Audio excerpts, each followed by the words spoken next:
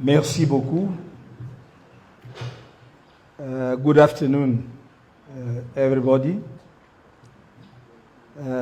It's a real pleasure to be here this afternoon with you. The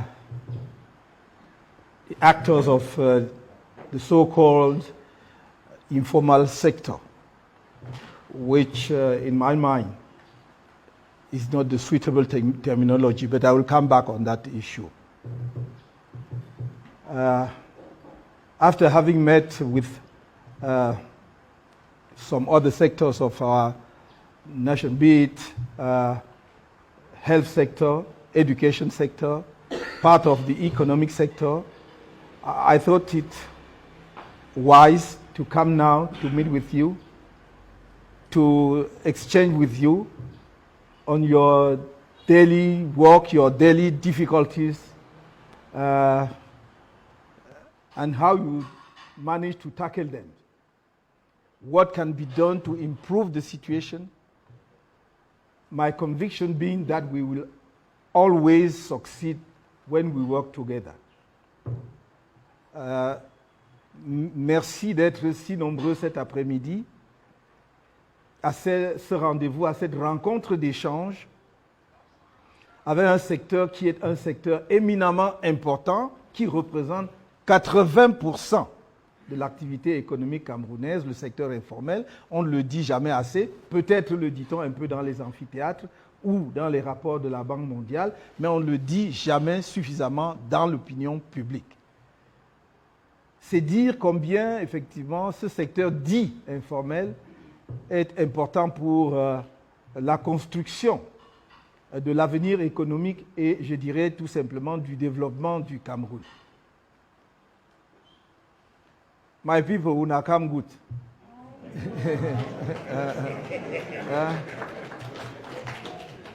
Some foolish people will come and tell you that Canton, you own us only book.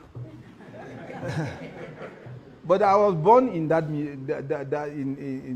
context. I know how you wake up sharp in the morning, go to farm, 4 o'clock, work Saturday, spend night there, you sleep there, and you will come back only on Sunday. I know, because my father was a trader. But in those days, whether you are a trader or a civil servant, you have a farm. And your children will go to farm starting from Friday, work on Friday, go and fetch firewood, and will come back on Sunday with a bunch of firewood or a bunch of plantain banana. So I know what it is to wake up early in the morning. I know what it means to wake up at 4 or 5 o'clock to make sure that the beans are ready to be fried early in the morning at 6 or 7 o'clock, and people eat before going to work or to school. So it is not something, sometimes people will look at you and think that because you went to school as far as a university and you managed to get some diploma, now you are cut off from the society and you don't know what is going on down the world. It's not my case. Because I grew up in that context, and I still maintain close relationship with that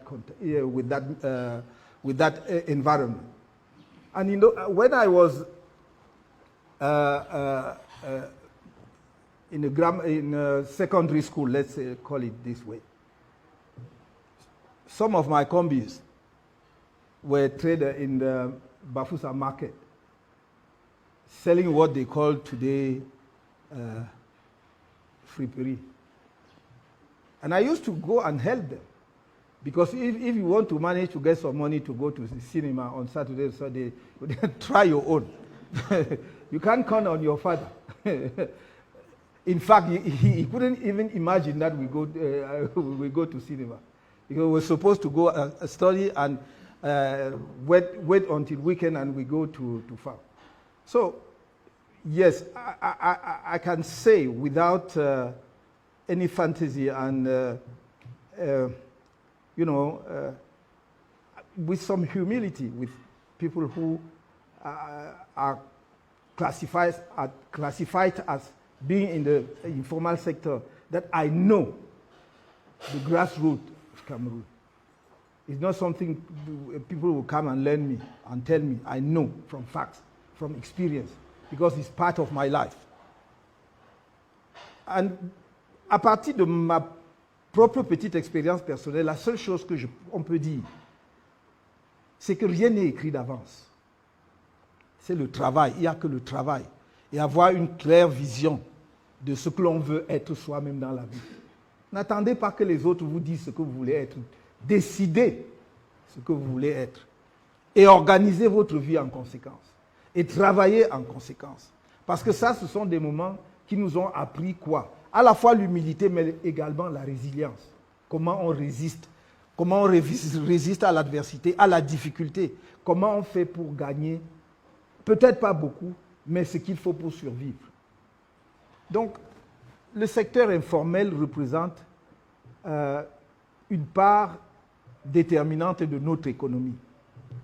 Et ce que je voudrais que nous partagions cet après-midi, c'est les quelques idées que nous avons sur ce secteur. Je dis les quelques parce que j'estime toujours que les acteurs directs d'un secteur sont plus au fait, mieux outillés, plus au courant des difficultés de ce secteur et des solutions qu'on peut apporter à la résolution de leurs problèmes que tout dirigeant, quel que soit le niveau où il se situe, quelles que soient les belles idées qu'il peut avoir.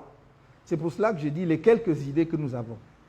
J'attends de ces échanges que vous nous appreniez sur ce que vous vivez comme expérience au quotidien. Que vous nous disiez en réalité comment est-ce qu'on peut faire améliorer les choses pour que ce secteur soit plus performant. J'ai dit, je n'appelle pas secteur informel. Comment est-ce que je l'appelle?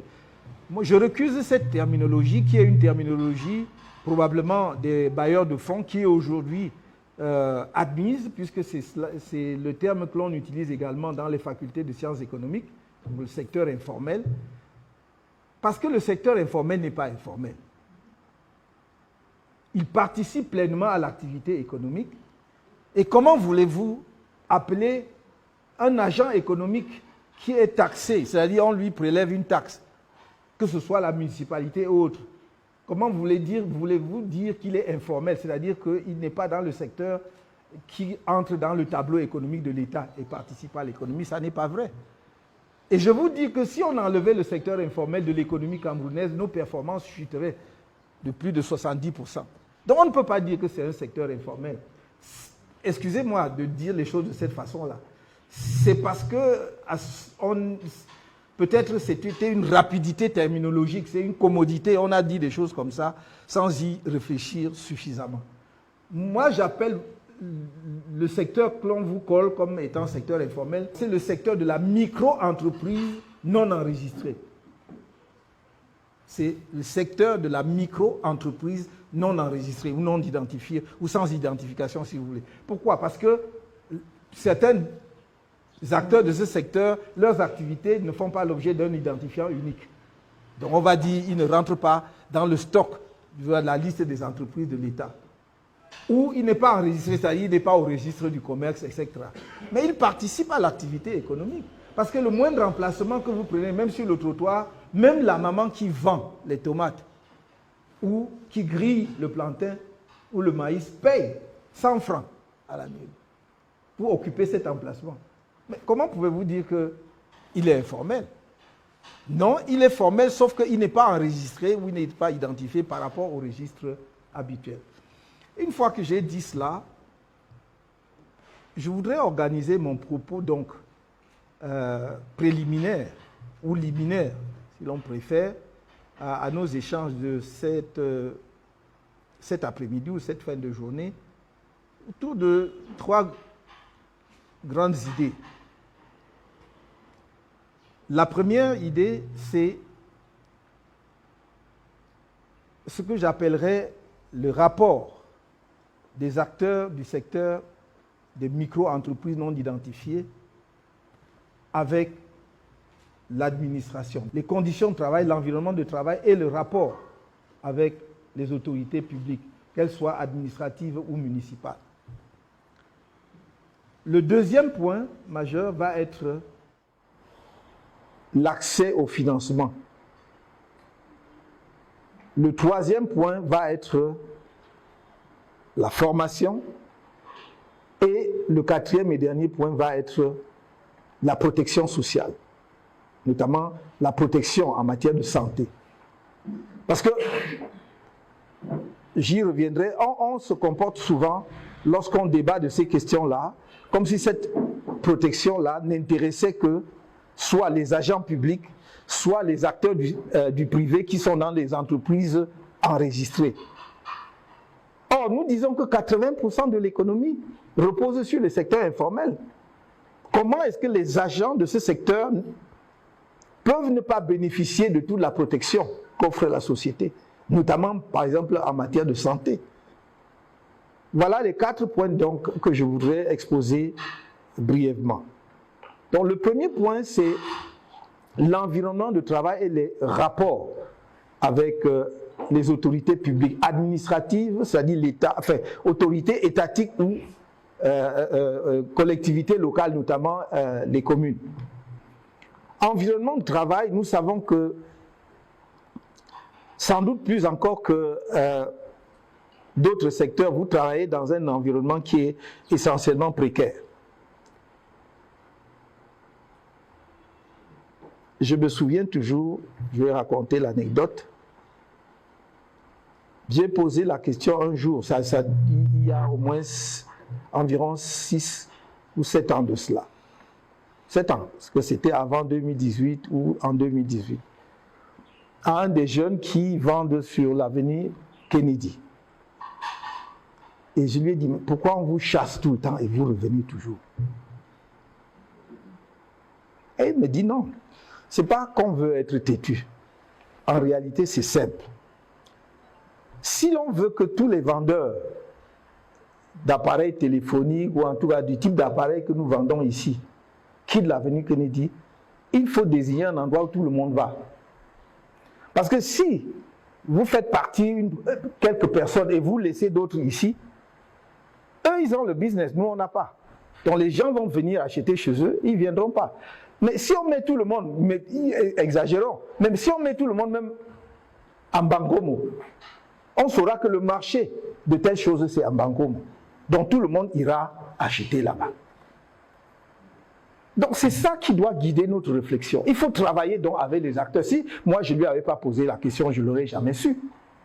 J'aurais pensé que c'est seulement des gens qui sont têtus, ils ne veulent pas obéir aux lois, la mairie leur donne des préavis, ils ne respectent pas, alors que le fond du problème est ailleurs. Et ceci est tellement sensé et logique. Parce que si vous avez un bon emplacement, où l'on chasse certaines personnes et garde d'autres, en fait vous créez la distorsion. La concurrence n'est plus loyale. Vous donnez des avantages à certains et pas à d'autres. Donc je suis parti de là pour dire que cet environnement doit être organisé. Parce que quand on parle du secteur informel, moi j'ai vu le secteur informel dans d'autres pays, pas forcément des pays développés, mais des pays en développement. J'ai vu cela en Afrique du Nord, notamment dans un pays comme le Maroc. J'ai vu au Brésil et autres. Vous arrivez au Brésil, par exemple, prenons ce que nous appelons ici chez nous des restaurants de rue, les tournes d'eau. Au lieu que ce soit partout, à tous les carrefours, chez eux, ils ont, on va dire, comme des sortes de marchés, où vous voyez, donc chacun a son box, prépare sa nourriture, je suis là, c'est pas plus grand que ça. Ceci peut même être divisé entre 2 personnes. Mais tout le monde, lorsqu'il y a pause, va manger là-bas. Tout le monde va manger là-bas. Avec l'avantage que les gens étant au même endroit, les conditions en fait de travail peuvent être améliorées facilement. Parce que si vous voulez, par exemple, pour l'alimentation de rue, maintenir un niveau d'hygiène, il faut qu'il y ait de l'eau. Donc comme tout le monde est concentré au même endroit, on peut faire une adduction d'eau facilement. De façon à ce que chaque petit restaurant, dont chacun qui a son petit coin, ait un robinet devant son petit coin. Il peut faire laver ses propres, ça évacue. On peut aussi canaliser les eaux usées. Le client qui vient là mange en sécurité, etc., etc. Donc nous avons un problème d'organisation auquel nous devons réfléchir ensemble. J'ai vu, si nous voulons prendre des pays développés, nous avons ici, dans notre pays, ça fait partie de notre paysage économique et urbain, les ventes, non, ce n'est même plus seulement sur les trottoirs, mais même sur la chaussée. Nous avons nos jeunes, enfants, petits frères et tout, qui sortent le matin avec une paire de chaussures ou deux. Ils passent toute la journée à sillonner la ville avec une paire de chaussures. Donc ça, moi, par contre, ça, je dis que c'est vraiment, vraiment du non-emploi dissimulé sous le fait qu'on a une paire de chaussures qu'on vend toute la journée. Ça n'est pas sérieux parce que cet enfant ne peut pas s'en sortir avec ça. Et donc, j'ai vu, on voit dans d'autres pays, et pas seulement en Europe, pas seulement en Amérique latine, mais également en Asie, vous avez ce qu'on appelle des marchés éphémères ou périodiques. Dans une ville comme Yaoundé, on peut dire qu'on bloque tous les samedis l'avenue Kennedy, ça devient un marché. Mais pas le marché de n'importe quoi. Avec la mairie, on va discuter, c'est quel marché, quel type de marché voulons-nous faire dans cette rue-là. Et vous allez voir, par exemple, en Europe, y compris des pays les plus développés, on bloque pour que les petits artisans, par exemple, prenons le secteur de l'alimentation, le petit artisan qui fabrique son fromage, qui fabrique son huile, qui a récolté je ne sais quoi, pas en grande quantité, exactement comme nos mamans, par exemple, peut dire que j'ai cultivé mes légumes dans les bas-fonds ou bien dans la périphérie de Yaoundé. Je récolte et je veux vendre. Ce petit marché-là, lui, vous permet de vendre, mais c'est seulement ce samedi-là. Donc, tout le monde sait que si tu veux avoir des primeurs, c'est-à-dire des fruits frais, des légumes frais, le fromage de tel endroit, bon, le fromage c'est pas tellement notre affaire, mais je cite ce pays-là parce qu'il parle du fromage, ou la confiture, ou je sais pas moi quoi, ou bien si chez nous on peut dire les prunes, le maïs, ou les mangues, ou les avocats, ce jour-là, vous les allez vous promener. L'avantage de cela, c'est que non seulement les gens sont concentrés au même endroit, mais à la fin de la journée, vous ne verrez aucune saleté parce que chacun doit avoir un sac à ordures. Si vous vendez le maïs, imaginons, ma maman a préparé le maïs frais, d'ailleurs des épis de maïs frais. Donc, quand le client prend, comme on dit, on va dire, on déshabille le maïs, on enlève les feuilles. Mais le client ne va pas jeter n'importe où. Le vendeur récupère et met dans son sac. C'est pareil pour l'avocat s'il veut goûter. Et la deuxième chose qui est extrêmement importante à souligner dans ce cas-là, c'est que ça crée un lien social. Parce que quand vous allez dans ce petit marché-là, ce n'est pas comme dans le supermarché. Dans le supermarché, vous êtes dans l'anonymat. Vous allez dans un rayon et vous choisissez ce que vous voulez, vous passez à la caisse, vous payez, vous partez. C'est même à peine si vous parlez à quelqu'un. Là, vous parlez au vendeur ou à la vendeuse parce qu'il vous a d'ailleurs vu déjà. Ah oui, la dernière fois c'était comme ça. Donc c'est l'échange, c'est vivant. Ça fait la convivialité. Et c'est là même une des caractéristiques majeures du marché africain.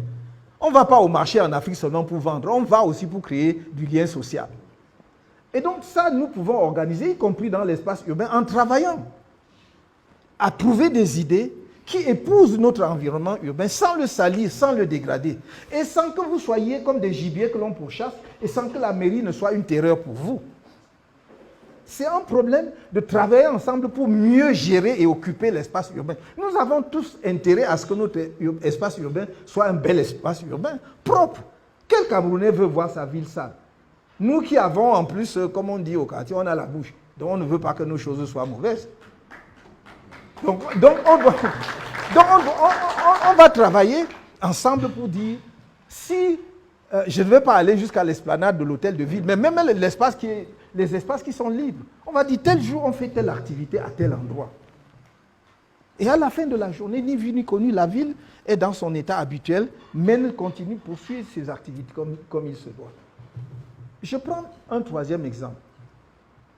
Nous avons vu, si j'ai l'habitude de citer cet exemple parce que ça me frappe beaucoup, l'exemple des menuisiers, par exemple. Mais je vais prendre aussi, par exemple, l'exemple des soudeurs, ou même des mécaniciens. Prenons l'exemple des menuisiers.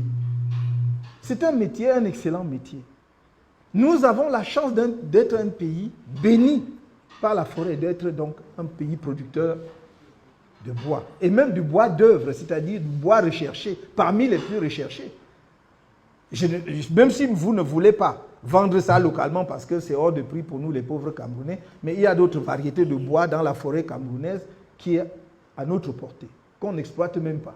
Parce que quand on va chercher le Boubinga ou le Doucier ou le je sais pas moi, l'Iroko ou bien l'ébène, on détruit tous les autres arbres qui sont autour parce que c'est seulement ça qu'on voit, parce que c'est précieux sur le marché international. Mais on oublie qu'en arrivant là, on a déjà détruit pas mal de bois, le bois blanc léger, mais qui sert aussi à fabriquer d'autres choses de valeur. Donc je dis, moi, je voudrais demain qu'on dise les menuisiers, qui sont des micro-entreprises, parfois d'une personne, de 2 ou 3 personnes, au lieu de les laisser se disperser à travers la ville, déjà en termes d'installation, je dis pas qu'on va pas concentrer tout le monde forcément dans une grande ville comme Yaoundé ou Douala à un seul lieu, mais on peut le faire en plusieurs lieux. Ce qu'il y a à faire, c'est 2 choses. Premièrement, trouver un endroit où ces jeunes travaillent et améliorent la qualité de leurs produits. Deuxièmement, leur trouver un endroit d'exposition. Si vous faites un hangar de 5000 mètres carrés, qui est un hall d'exposition pour les jeunes menuisiers, 5000 mètres carrés, c'est parce que si vous imaginez ce que c'est. Il n'a pas besoin d'exposer tout ce qu'il fabrique là-bas. Ce sont des échantillons. C'est de dire, moi, je peux vous faire des fauteuils de telle qualité, je peux vous faire un lit de telle qualité, je peux vous faire une porte de telle qualité, etc., etc. Il expose. C'est quand le client veut qu'il peut aller également chercher dans son magasin, ou bien on lui passe la commande, il va livrer mon venu. Donc, vous faites vous réglez 2 problèmes. Vous réglez un problème de fabrication, en essayant également de les organiser. On peut même les organiser en coopérative. Parce que mon idée, c'est que si la plupart des meubles en bois que vous trouvez, si vous regardez de très près, ce n'est pas bien fini. Mais ce n'est pas parce que les jeunes ne peuvent pas bien finir.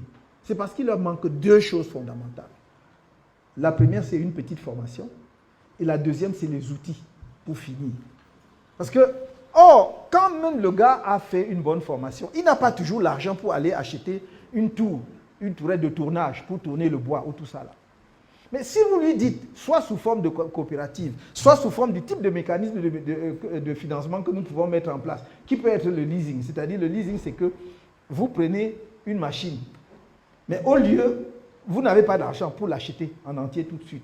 Donc au lieu que l'on vous endette, on vous donne la machine et on vous donne le paiement à tempérament.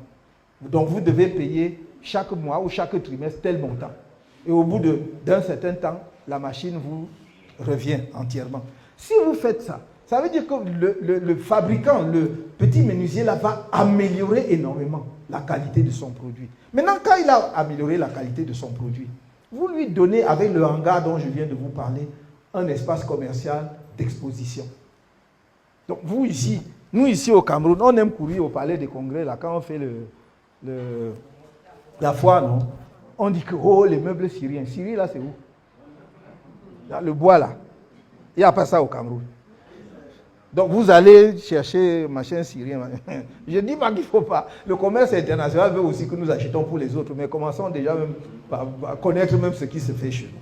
Donc nous avons un problème, effectivement, de réflexion et d'organisation. Et c'est pour cela que j'ai dit, si nous procédons de la sorte, une fois qu'on organise cette filière-là, moi, si demain, vous me faites l'honneur de me mettre en capacité de conduire les affaires de ce pays, je vous dis ceci, la commande publique pour tout ce qui est mobilier de bureau dans les administrations sera passée à ces jeunes.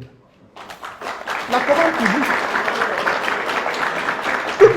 Toute la commande publique. Vous ne pouvez pas aller acheter des choses qui viennent de 1000 km, qui sont parfois la sciure, qu'on a compactée, on a mis le vernis dessus, ça brille là. Vous marchez. Alors que vous avez du bois d'œuvre chez vous, du bois lourd, bois massif. Les autres convoitent, ils rêvent, ils disent qu'on va même trouver ça où un jour. Donc c'est justement comme si quelqu'un était à la source et il meurt de soif.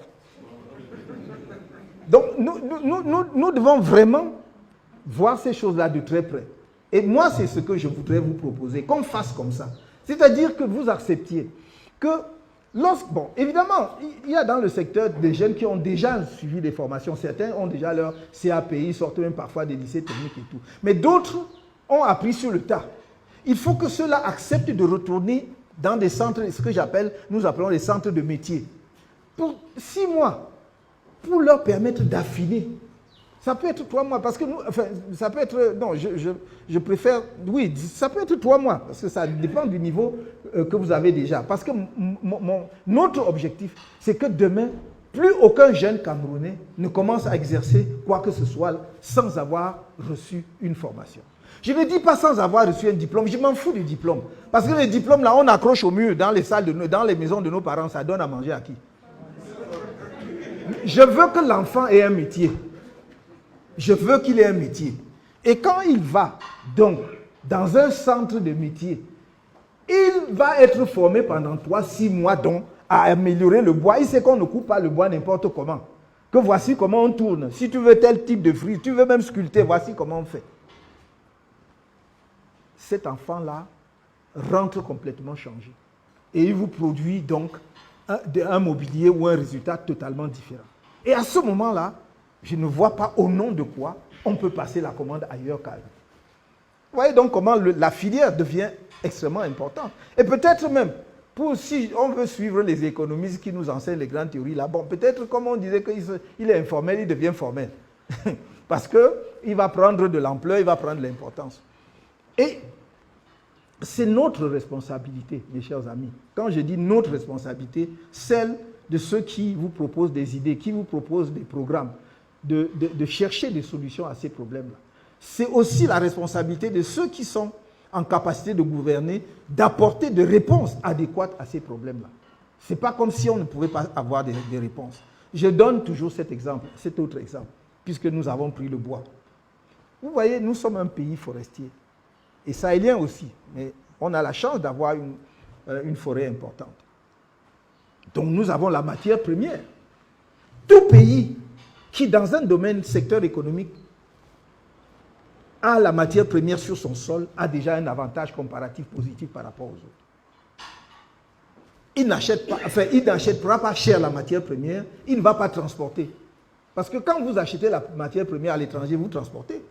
Même si l'État vous exonère de douane, vous devez assumer le transport. Or, vous avez la matière première sur place au Cameroun. Le transport, c'est interne. C'est tout ce que vous allez faire. Donc, vous avez déjà un avantage comparatif. Mais regardez, nous là, Cameroun, nous exportons combien d'objets, meubles ou n'importe comment en bois dans les pays voisins, notamment dans les pays sahéliens. Vous trouvez que c'est normal? Bon, eux, ils achètent donc ce que je vous disais, de ce dont je vous parlais tout à l'heure, ce que je disais tout à l'heure, c'est-à-dire la sciure du bois, que les autres savent bien travailler, ils vernissent bien, très bien, et ils vendent chez eux. Ou bien ils achètent ce qui vient, donc, comme on dit, les meubles syriens et tout. Mais nous, on est à côté. On a l'affaire, mais on ne sait pas comment faire. On reste seulement là, on se plaint. Les jeunes n'ont pas de travail, les jeunes n'ont pas de travail, machin, ceci et cela. Pourquoi? Donc voilà comment il faut changer le modèle. Vous avez vu que j'ai associé 2 choses. La formation.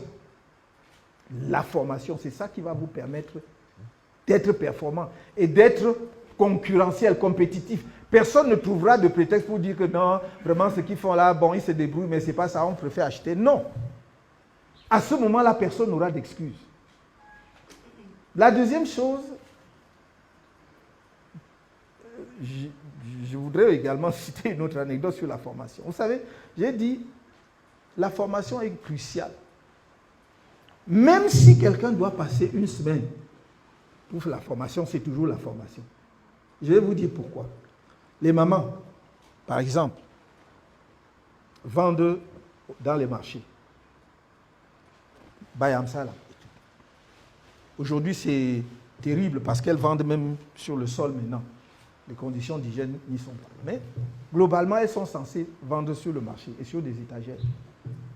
Mais je peux vous dire que moi, de mon expérience, je vais dans le marché et je vois qu'elles ne savent pas comment on dispose d'une étagère. Elles ne savent pas. Elles font empiriquement. Elles savent que j'ai ma table, je dispose des choses. Mais on peut l'amener à améliorer la disposition de sa marchandise en reconfigurant sa table. Elle-même va être contente. Ça s'apprend. Et même si tu passes seulement 24 heures, 48 heures, une semaine pour apprendre ça, c'est toujours la formation. On ne fait mieux que ce qu'on a appris. Je suis allé dans un pays et quelque chose m'a frappé. Ici, nous vendons les bananes mûres. Bon, on met soit dans les plateaux, on met sur les tables, parfois par terre. Et j'ai vu un pays où on ne vend pas la banane mûre comme ça. Ça m'a épaté. Et croyez-moi, entre parenthèses, c'est un pays où personne ne vend sur le trottoir dans la rue. Même pour vendre la banane mûre, tu as ton comptoir, c'est-à-dire tu as ta boutique. Ou au pire, un conteneur que tu transformes en boutique. Et qu'est-ce qu'ils font? Dedans, ils attachent des fils, ils accrochent la banane là-dessus. Ils ne posent pas la banane. Est-ce que vous voyez la différence que ça fait? Non, ça fait une sacrée différence. Quand vous posez la banane, les doigts qui sont en bas là, se gâtent vite. C'est pas ça? Vous voyez donc déjà la différence. Donc, même si c'était 1 heure de formation, n'est-ce pas? Je vous ai formé en 1 heure. Bon, voilà. Donc, il faut toujours apprendre. Ne dites pas, n'apprenons pas pour avoir les diplômes, machin. Même si c'est 1 heure, apprenons. Donc, il fait ça. Toi-même, tu viens, tu vois la banane, c'est nickel, c'est là. Accroché. Et en plus, ça expose mieux. Tu vois mieux la banane et tout. Donc, dès que tu désignes ta part, on enlève, on met dans le sac. Ce sont des petites choses comme ça qui changent du tout au tout. Et la dernière chose que je voudrais citer, c'est le personnel que vous utilisez, nous utilisons, beaucoup d'entre vous qui faites le commerce, par exemple, tu as ta petite boutique ou de machin, nous faisons. Généralement, quand nous avons notre boutique et que nous avons besoin d'aide de quelqu'un pour nous aider, on va chercher dans la famille. C'est bon, c'est ça, je ne critique pas. Seulement, comme c'est la nièce, la cousine, la machin, on vient là mettre. Bon, tiens-toi là-bas. Bon, quand quelqu'un. Tu l'as formé quand? Tu ne l'as pas formé. Il faut la former. Et regardez la différence. Je vais donner un exemple. La différence qu'il y a entre un personnel formé et un personnel non formé.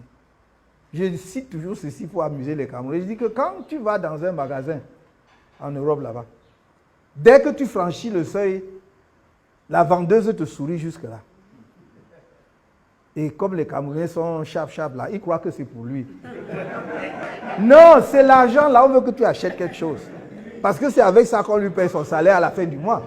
Donc c'est ça. Non, mais erreur. Donc, on veut que tu achètes. Donc si tu n'apprends pas à ta nièce, à ta cousine, à ton mec, que il faut bien accueillir le client. Ça ne veut pas dire qu'il faut lui sauter au cou. Ne confonds pas les choses. Sois bien accueillant, sois poli avec le client pour qu'il achète. Peut-être qu'il était même venu seulement pour acheter une chose. Tu es tellement poli qu'il va acheter une deuxième. C'est comme ça. Mais ça aussi, c'est toujours la formation. Vous voyez donc, tout passe par la formation. C'est pour cela que nous mettons un accent particulier sur ce que nous appelons les centres de métiers. Il y aura des centres de métiers dans chaque arrondissement du Cameroun. Centres de métiers. Parce que vous aurez des gens qui auront besoin, comme je l'ai dit tout à l'heure, peut-être même seulement de 30 jours de formation. D'autres de 6 mois. D'autres de 18 mois. D'autres maximum, on va dire, jusqu'à 24 mois. Parce qu'au-delà de 24 mois, il faut que tu retournes dans le système classique. Dans le circuit classique, tu as diplôme. Mais nous savons très bien que le secteur informel, c'est aussi un secteur, ce qu'on appelle secteur informel, c'est aussi un secteur de passage. C'est-à-dire que beaucoup de jeunes Camerounais sont dans ce secteur en attendant mieux. Ils se cherchent, comme on dit. Et ils ne sont pas condamnés à rester là éternellement. Donc, effectivement, même ce centre de métier peut lui permettre de se réorienter, de changer complètement de cap et même de filière. Vous avez des gens, vous avez quelqu'un qui peut avoir, puisque notre système a encore la formule du baccalauréat, qui peut avoir le baccalauréat A. Il ne trouve pas de travail, parce que baccalauréat A, qu'est-ce que tu peux bien faire aujourd'hui? On va te dire, fais les concours. Mais les concours, il n'y en a pas à l'infini.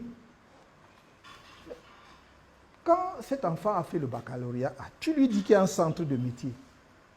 Mais il va dans le centre de métier. Ça peut être le jeune qui va faire 12 mois ou 14, ou 24 mois. S'il dit que je fais la plomberie, il sort excellent plombier. Vous comprenez? Parce que là, ce n'est plus la théorie. On va lui dire, donner des formules chimiques ou machin. Non, on lui dit que quand tu veux couper le fer là, voici comment on fait. Quand tu veux ajuster, voici comment on fait. Si ta tête est rapide, tu comprends ça tout de suite. Vous voyez? Et donc là, il a un métier. Alors que là, il avait un diplôme. Quand il a le bac, il a un diplôme. Là, vous lui donnez un métier.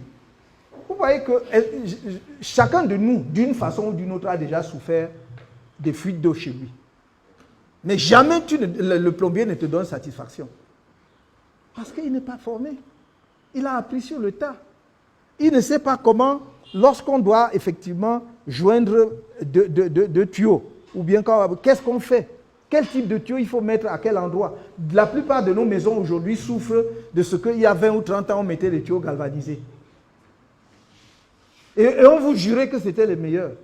Mais pourquoi cela arrive? Parce que la plupart du temps, les gens ne suivent même plus dans leur secteur. Ils ne se recyclent même pas. Ils ne savent pas quelle est l'actualité. On dit ce matériau-là est dépassé. Et aujourd'hui, tout le monde est d'accord qu'il faut soit effectivement avoir les tuyaux en plastique là, soit avoir le tuyau en cuivre qui va coûter beaucoup plus cher, mais que vous avez pour presque l'éternité, qui ne rouille pas. Donc, ça, c'est la formation.